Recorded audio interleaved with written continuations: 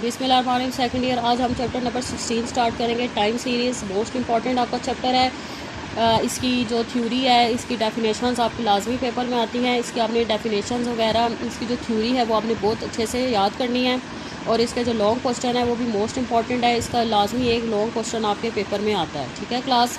तो जस्ट आप chapter number 16 की समरी वगैरह याद कर लें, इसकी थ्योरी याद कर लें, मतलब इसकी सारी डेफिनेशन अच्छे से याद कर लें और इसके लॉन्ग क्वेश्चंस आप अच्छे से प्रिपेयर कर लें, ठीक है। ये इस चैप्टर में बस आप कर लें।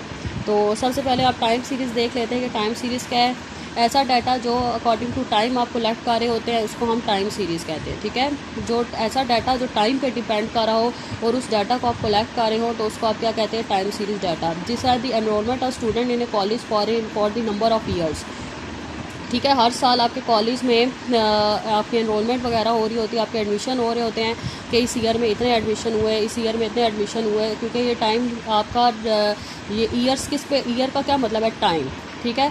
तो जो आपका डाटा है अकॉर्डिंग टू टाइम जो आप कलेक्ट कर रहे होते हैं इसको आप क्या कहते हैं, टाइम सीरीज। जिस तरह आप कहते हैं कि आपके हर साल इतनी इम्पोर्ट हुई है, आपके हर साल इतनी एक्सपोर्ट हुई है, तो जो भी डाटा आपके ईयर्स, मंथ, टाइम इस पर डिपेंड कर रहा हो तो उसको हम क्या कहते हैं, टाइम सीरीज़ डाटा। उसके बाद पर्पज़ ऑफ टाइम सीरीज़ देख लें। ये मैंने आपको आसान, जो आपकी बुक में थोड़ी सी टफ थी तो ये मैंने आपको इजी वर्डिंग में लिख दिया है। To understand the variability of the time series. Variability का क्या मतलब है, जो वेरिएशन डाटा में आ रही होती है, कि आपको टाइम सीरीज़ के थ्रू आपको पता चल जाता है कि टाइम डाटा में आपकी कहाँ वेरिएशन आ रही है। To identify the regular and irregular oscillation of time series, ठीक है। आपको पता चल जाता है कि इसमें आपके कहाँ आपकी प्राइजेज़ इंक्रीज़ कर रही हैं, कहाँ आपकी प्राइजेज़ डिक्रीज़ कर रही हैं, कहाँ आपकी शॉर्ट टर्म मूवमेंट्स हैं, कहाँ आपकी लॉन्ग टर्म मूवमेंट्स हैं। ये सारा आपको टाइम सीरीज़ के थ्रू पता चल जाता है। To describe the characteristics of these oscillations का यही मतलब होता है, जो फ्लक्चुएशंस वगैरह होती हैं, ठीक है, डाटा में। To understand the physical process that give rise to each of these oscillation. The main purpose of time series is to estimate the future value of time series. Time series के through हम data को predict भी कर सकते हैं, ठीक है। Predict का मतलब होता है कि जिस तरह अगर आप वेदर फॉरकास्टिंग करते हैं, जिस तरह आप कहते हैं कि शायद कल बारिश होगी, परसों धूप होगी, ठीक है। ये आप क्या कर रहे होते हैं, प्रिडिक्ट कर रहे होते हैं, ठीक है, फॉरकास्टिंग कर रहे होते हैं, ठीक है। इसी चीज़ को आप क्या करते हैं, इसी चीज़ को आप क्या कहते हैं, टाइम सीरीज़, ठीक है क्लास। फिर आ जाते हैं हम ग्राफ और टाइम सीरीज़ में।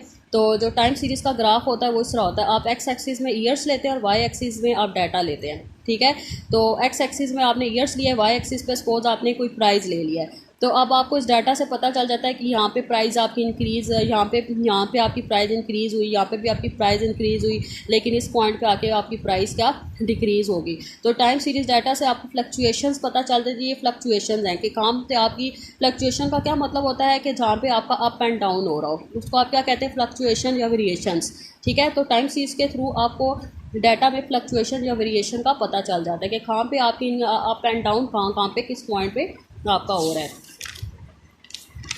तो अब हम आ जाते हैं मोस्ट इम्पॉर्टेंट आपका ये टॉपिक है, कंपोनेंट ऑफ टाइम सीरीज़, ठीक है class. Component of time series, इसकी लाजमी डेफिनेशंस आपके पेपर में आती हैं, तो इसको आपने अच्छे से समझना है। मोस्ट इंपॉर्टेंट ये आपका टॉपिक है। तो कंपोनेंट ऑफ टाइम सीरीज़ में 4 टाइप्स आती हैं, secular trend, seasonal variation, cyclic variation और इरेगुलर वेरिएशन। सबसे पहले हम आ जाते हैं सिक्यूलर ट्रेंड पे। तो जो सिक्यूलर ट्रेंड है वो आपका लॉन्ग टर्म वेरिएशन होता है। इसमें जो आपका प्रॉफिट या लॉस है वो लॉन्ग टर्म जा रहा होता है, मतलब आपका 10-10 साल भी आपका प्रॉफिट जा सकता है, 10-10 साल आपका लॉस जा सकता है। जिस तरह अगर हम लिटरेसी रेट की बात करें तो आपका लिटरेसी रेट कोई 10 साल बाद जाके कुछ बढ़ता है, ठीक है। 10 साल बाद आपका, अगर आप किसी चीज़ की लॉस की बात करें तो 10 साल बाद जाके किसी चीज़ की, 5 साल बाद जाके किसी चीज़ की प्राइस की लॉस ख़त्म होगी, किसी प्रोडक्ट का जो लॉस होगा वो ख़त्म होगा, ठीक है। तो सिक्यूलर ट्रेंड होते हैं वो लॉन्ग टर्म वेरिएशंस होती हैं। इसी तरह हम आ जाते हैं सीजनल वेरिएशन में। तो जो सीजनल वेरिएशन होती हैं वो आपकी शॉर्ट टर्म वेरिएशंस होती है। इसमें जो वेरिएशन होती है वो बहुत थोड़े अरसे के लिए होती है। जिस तरह अगर हम, और इसमें जो वेरिएशन होती है वो अकॉर्डिंग टू सीज़न होती हैं। जिस तरह अगर हम रमज़ान की बात करें तो इसमें जो फ्रूट की प्राइजेज़ होती हैं वो रमज़ान में इंक्रीज़ हो जाती हैं, ठीक है। लेकिन जब रमज़ान के बाद जो प्राइजेज़ होती हैं वो डिक्रीज़ होने शुरू हो जाती हैं, ठीक है। थोड़े अरसे के लिए इसमें वेरिएशंस आती हैं। ठीक है। अगर हम जिस तरह अगर जो लोग बर्फ़ का कारोबार करते हैं, अगर हम देखें तो वो उनको गर्मियों में उनको काफ़ी अच्छा खासा प्रॉफिट हो रहा होता है, लेकिन सर्दियों में आके उनको लॉस होने शुरू हो जाते हैं। लेकिन फिर जब गर्मियाँ आती हैं फिर उनको प्रॉफिट होता है, बहुत थोड़े अरसे के लिए उनको लॉस होता है, लेकिन फिर उनको क्या होता है, प्रॉफिट होने शुरू हो जाता है। ठीक है। तो सीजनल वेरिएशन में वो ये जो वेरिएशन होती है शॉर्ट टर्म होती हैं। सिक्यूलर ट्रेंड में जो वेरिएशन होती है वो लॉन्ग टर्म के लिए होती हैं। इसी तरह हम आ जाते हैं साइक्लिक वेरिएशन। साइक्लिक वेरिएशन को हम बिजनेस साइकिल भी कहते हैं, और इसमें 4 स्टेजेस है। बूम को हम प्रोस्पेरिटी भी कहते हैं, रिसेशन, डिप्रेशन और रिकवरी। साइक्लिक वेरिएशन में ये आपकी 4 स्टेजेस आ जाती हैं, और साइक्लिक वेरिएशन को हम बिजनेस साइकिल भी कहते हैं। तो ये साइक्लिक वेरिएशन का ग्राफ है, ये इस तरह का ये साइकिल की फॉर्म में ग्राफ बनता है। अगर ये ग्राफ को देखें तो ये पॉइंट आपका बूम पॉइंट है। ठीक है। इस पॉइंट को हम रिसेशन कहते हैं, इस पॉइंट को हम डिप्रेशन कहते हैं, और इस पॉइंट को हम रिकवरी कहते हैं। इस तरह ये साइकिल आपका चलता रहता है। ठीक है क्लास। और साइक्लिक वेरिएशन जो होती हैं ये भी आपकी लॉन्ग टर्म मूवमेंट्स होती हैं। फिर आ जाते हैं हम इरेगुलर वेरिएशन पे। इरेगुलर वेरिएशन जो होती हैं वो अनप्रिडिक्टेबल होती हैं। ठीक है। ये हमें पता नहीं चलता कि वेरिएशन कैसे आ गई है। जिस तरह फ्लूड्स वगैरह हो गए, स्ट्राइक्स हो गए, फायर्स, अर्थक्वेक, वार्स। ठीक है। जो नेचुरल एक अकॉर्डिंग टू नेचर आपकी जो वेरिएशंस आती हैं। ठीक है। तो इसको हम क्या कहते हैं, इरेगुलर वेरिएशन। जब फ्लूड्स वगैरह आ गए ये नेचर पे डिपेंड कर रहा है। ठीक है। स्ट्राइक भी नेचर पे डिपेंड कर रहा है, जिनको हम प्रिडिक्ट नहीं कर सकते, अनप्रिडिक्टेबल होती हैं वेरिएशंस। तो ऐसी वेरिएशंस को आप क्या कहते हैं, इरेगुलर वेरिएशन। इसके अलावा इसको आप एक्सीडेंटल भी कह सकते हैं, रेजिड्यूल भी कह सकते हैं, या इरेटिक वेरिएशन भी कह सकते हैं। फिर आ जाते हैं हमारी रेगुलर वेरिएशन। अब आप ये देखें कि रेगुलर फ्लक्चुएशन और इरेगुलर फ्लक्चुएशन में कौन कौन सी टाइप आती है। रेगुलर फ्लक्चुएशन में आ जाती हैं आपकी सीजनल वेरिएशन, साइक्लिक वेरिएशन और सिक्यूलर ट्रेंड।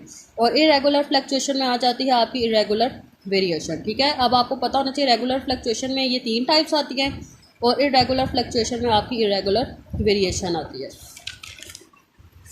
अब आ जाते हैं हम शॉर्ट टर्म मूवमेंट्स पे। तो शॉर्ट टर्म मूवमेंट में आपकी सीजनल वेरिएशन आती है, और लॉन्ग टर्म मूवमेंट में आपकी सिक्यूलर ट्रेंड और साइक्लिक वेरिएशन आती है। ठीक है क्लास।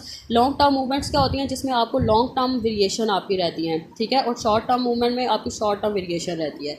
फिर आ जाते हैं हम सिग्नल और नॉइस में। सिग्नल में आपकी सिक्यूलर ट्रेंड, साइक्लिक वेरिएशन और सीजनल वेरिएशन आ जाती हैं, और नॉइस में आपकी इरेगुलर वेरिएशन आ जाती है। ठीक है क्लास। फिर हम आ जाते हैं हिस्टोग्राम और हिस्टोरीग्राम। ये फर्स्ट ईयर में सबने पढ़ा होगा। हिस्टोग्राम जो आपके रेक्टेंगुलर बार्स होते हैं। ठीक है। ये आप बाय हैंड इसको ड्रॉ करते हैं। ठीक है। लेकिन हिस्टोग्राम टाइम सीरीज़ पर डिपेंड नहीं करता, लेकिन जो हिस्टोरीग्राम होता है इसका जो ग्राफ होता है वो टाइम सीरीज़ पर डिपेंड करता है। ठीक है। हिस्टोरीग्राम किस पर डिपेंड करता है, टाइम सीरीज़ डाटा पे डिपेंड करता है। जब आपका टाइम सीरीज़ डाटा हो तो उसको जब आप ग्राफ में बनाते हैं तो इस तरह के ग्राफ को आप क्या कहते हैं, हिस्टोरीग्राम। लेकिन हिस्टोग्राम जो होता है वो टाइम सीरीज़ डाटा पे डिपेंड नहीं करता। तो ये आपने अच्छे से सारी डेफिनेशन जो भी मैंने आपको समझाई हैं, थ्योरी वगैरह, ये सारी आपने अच्छे से करनी है। इसको याद करें, और यही आज आपकी डायरी है कि इसको आप सारे नोट्स को, ये जो भी मैंने सारे नोट्स आपको भी ये समझाए हैं, ये सारे आपने अपने रजिस्टर से उतार के मुझे चेक करवाने, और यही आपकी असाइनमेंट है। अल्लाह हाफिज़।